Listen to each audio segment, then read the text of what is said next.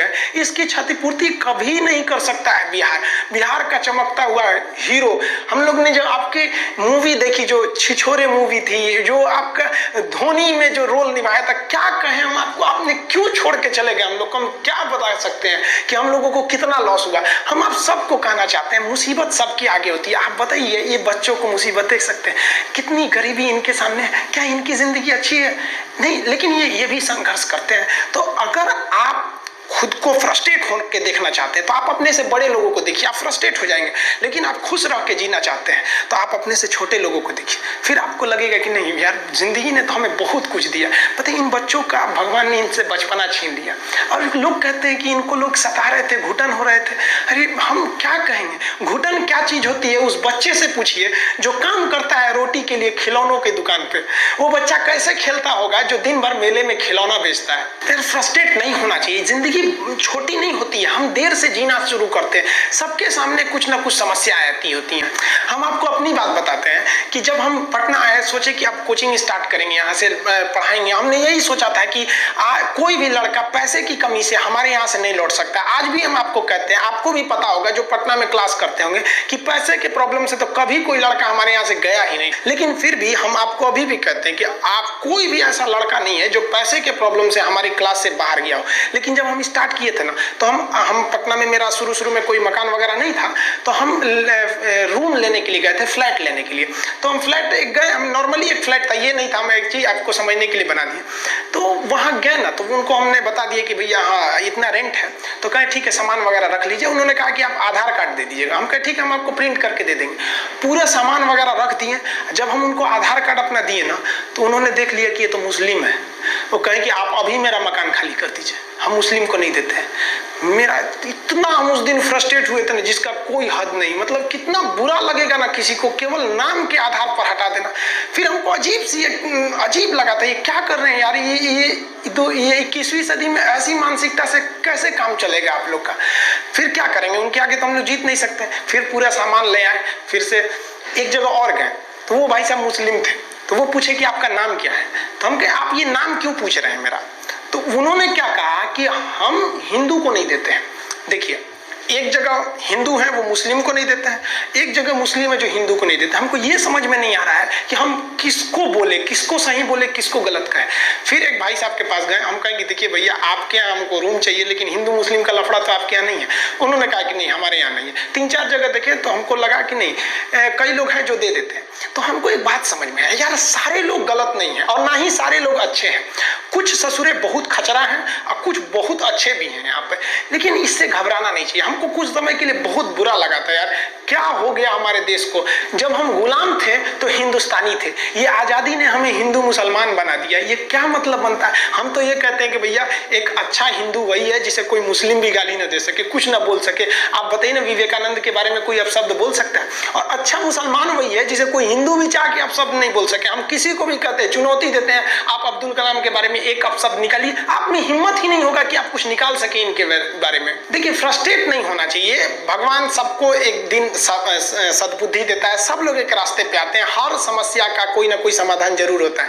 इत्तेफाक देखिए, जब पटना में ब्लड बैंक में ब्लड वगैरह घट जाता है, या आपको भी पता होगा पटना वालों को कि हम लोग कितना, मतलब ऐसा तो कोई दिन नहीं होता होगा कि जब कोई आदमी ब्लड के लिए नहीं आता होगा। और वो हम लोग थोड़ी देते हैं, हम लोग के स्टूडेंट आप ही लोग तो देते हैं जा जाके ब्लड वगैरह।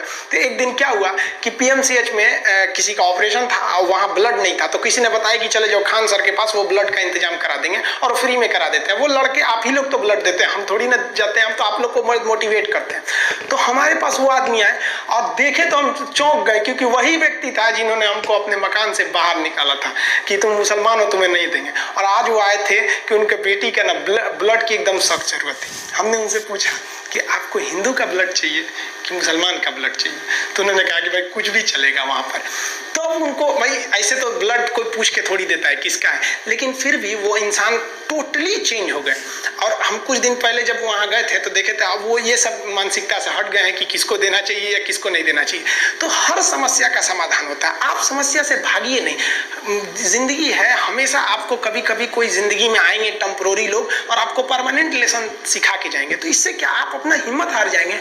हम आप सब लोगों को कहना चाहेंगे इस तरह से मानसिकता से हटिए। हम सब क्या है, कोई ऊंच नीच नहीं है, कोई बड़ा जात कोई छोटा जात नहीं, हम सब एक हिंदुस्तानी हैं। हम सबको एकदम मिलजुल कर रहना चाहिए, इतना हंसी मजाक करके, इतना खुशी से रहना चाहिए कि किसी को पता ही नहीं चले भैया कौन इसमें बड़ा कौन छोटा, एकदम मिल के रहना चाहिए। कहते हैं ना कि महफिल भी रोएगी हर दिल भी रोएगा, डूबेगी कश्ती मेरी तो साहिल भी रोएगा, इतना प्यार बांटूंगा इस दुनिया में है मेरे दोस्त कि मेरे मरने के बाद मेरे आशिक तो क्या मेरा कातिल भी रोएगा। और ये जिंदगी जो है ना एक अजीब सी रेस है यार, समझ में नहीं आता है। अगर तेज भागिएगा तो आपके अपने पीछे छूट जाएंगे और धीमे दौड़िएगा तो आपके अपने ही आपको पीछे छोड़ के चले जाएंगे।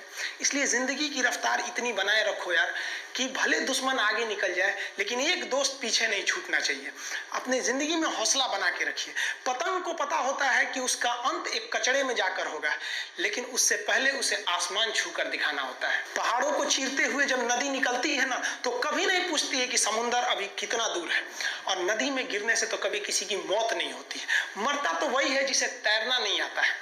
तो हम सब परिस्थितियों के आगे हार जाते हैं, हम हार जाते हैं। परिस्थितियां सबके सामने होती है, जो डट के रहा उसे मंजिल मिली और जो नहीं डटा वो हार के चला गया।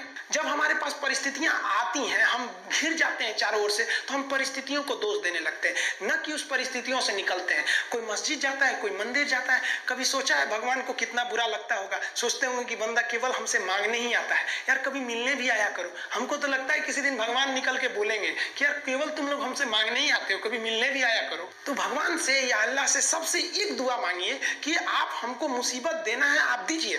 आप जिस तरह से हमें खुशी देते हैं उसी तरह से हम आपके दिए गए दुखों को भी अपनाएंगे, लेकिन हाँ उस दुख से लड़ने की हिम्मत भी जरूर दीजिएगा। और सबको अपने अपने कर्मों का पता होता है, यूं ही गंगा किनारे इतनी भीड़ नहीं लगी रहती। और दुनिया में ना किसी भी समस्या है भाई, उसका सबसे अच्छा एक टोल फ्री नंबर है। दुनिया की कोई भी समस्या का सबसे टोल फ्री नंबर है दोस्त। एक बढ़िया दोस्त बनाओ भाई, 2-4 लोगों का, और उनसे ही आप पढ़ाई लिखाई हर तरह के डिस्कस करते रहो। दोस्त से बढ़िया टोल फ्री नंबर कोई नहीं है, हर चीज का इलाज है। और कुछ दोस्त जिंदगी में तो ऐसे बनाओ ना जो आपकी प्रॉब्लम को वैसे ही समझ जाए जैसे डॉक्टर की लिखावट मेडिकल स्टोर वाला पढ़ लेता है। और एक बात और, ये जो अच्छी किताबें होती हैं और अच्छे दोस्त होते हैं ना जल्दी समझ में नहीं आते हैं, लेकिन इसलिए दोस्ती बहुत अच्छे सोच समझ के कीजिएगा। क्योंकि कहा जाता है कि एक आम 10 आम को सड़ा सकता है, लेकिन 10 अच्छा आम एक सड़े हुए आम को कभी ठीक नहीं कर सकते हैं। इसलिए अगर आपको कोई आपके सर्किल में, कोई आपके करियर में कोई बाधा आता है तो तुरंत बाहर कीजिए, उनसे कोई इग्नोर मत कीजिए। जिंदगी जो है ना वो एक एग्जाम की तरह है, और इस एग्जाम में ना ज्यादातर लोग फेल हो जा रहे हैं। क्यों फेल हो रहे हैं? क्योंकि वो एक दूसरे का नकल कर रहे हैं और उनको पता ही नहीं है कि सबका क्वेश्चन पेपर अलग है, इसीलिए फेल हो रहे हैं। तो जिंदगी में सबकी समस्याएं अलग होती हैं। आप दूसरे की समस्या से केवल साहस ले सकते हैं, उसका तरीका नहीं अपना सकते। हिम्मत बनाए रखिए कि नहीं, हमें भी इस सफलता को